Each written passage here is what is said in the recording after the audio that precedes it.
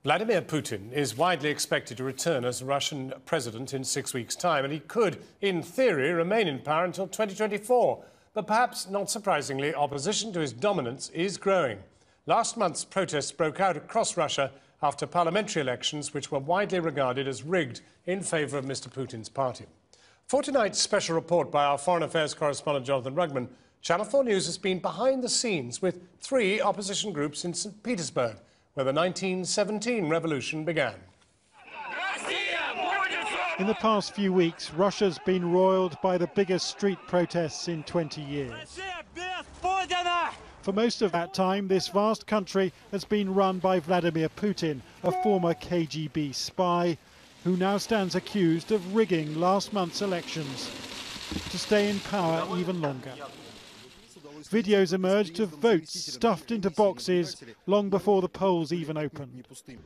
This woman was filmed voting dozens of times, and officials have been caught on camera busily trying to change the election result. Mr. Putin's hometown is St. Petersburg, where the mood is turning against him. Give power to the people, they chanted last month. Others never had the chance to be heard. The 1917 revolution began here.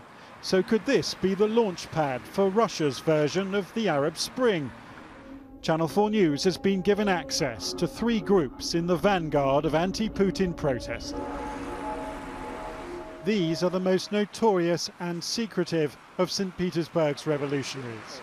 They're currently in hiding, and there's an international warrant out for their arrest. Their name is Voyna, which means war. On New Year's Eve, they set fire to a police transporter, claiming this was their gift for all political prisoners. They've turned over police cars in protest. The aim here, they say, is to create works of art which humiliate the authorities and inspire dissent.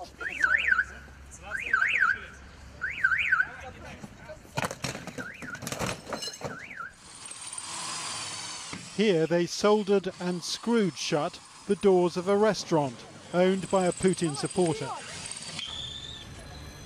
And after many rehearsals, it took them just 23 seconds to paint this giant phallus on a raised bridge right next to the headquarters of the FSB, the modern-day version of the KGB, where Putin began his career.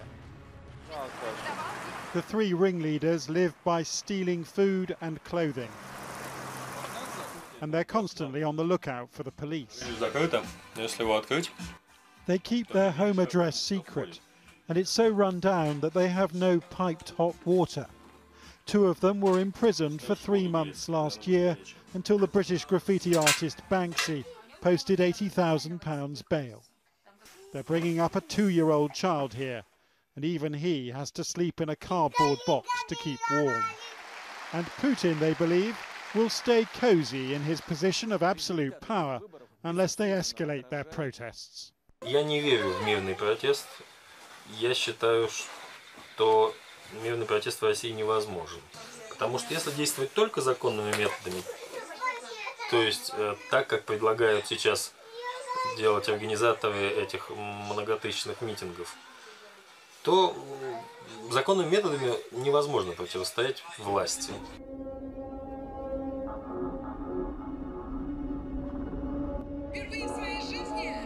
Andrei Dmitriev is trying to protest legally in Russia's second city.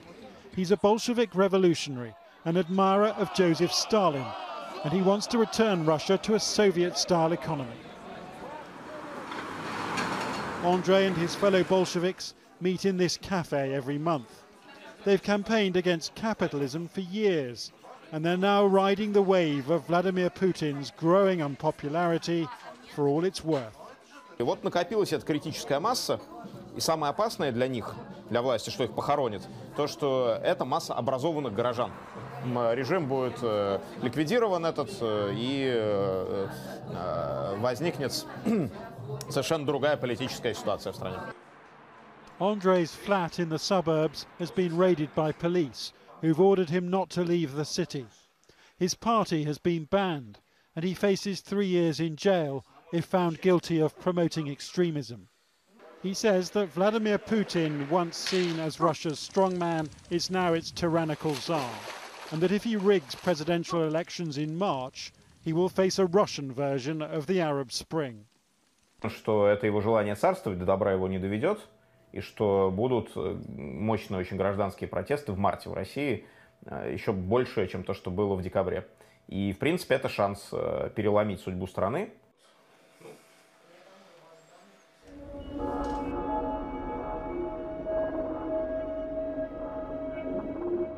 Philippe Kostenko describes himself as an anarchist.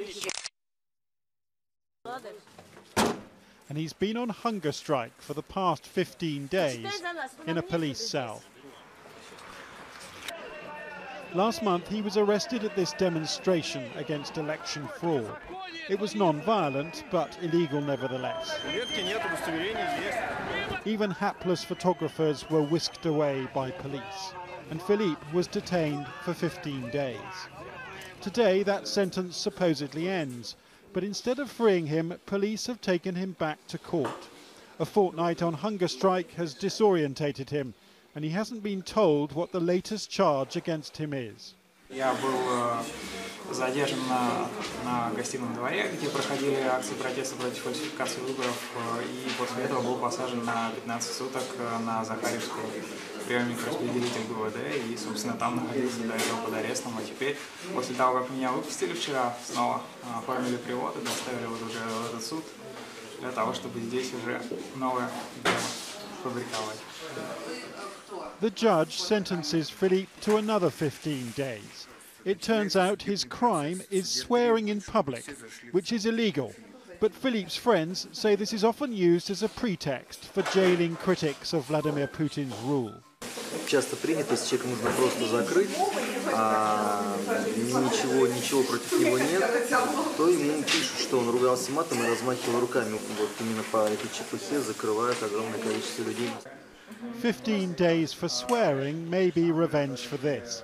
Last year, activists occupied the Aurora, the cruiser which fired the first shots of the Russian Revolution and one of the Soviet Union's holiest relics. They unfurled the Jolly Roger from the mast and claimed that crooks had taken over Russia. And while Philippe wasn't on board, he was certainly there. Today is the beginning of a revolution and we will be victorious, he said on local TV, before fights broke out as police dragged demonstrators away. So what unites these Russian revolutionaries? Well, it's not really a belief in Western-style democracy, more a burning desire for change. For the very first time, Vladimir Putin seems vulnerable, and they know it. In St. Petersburg, you get no sense of an Arab Spring-like momentum forcing Putin from power. Not yet. But 2012 could be his enemy's year. Jonathan Ragman reporting.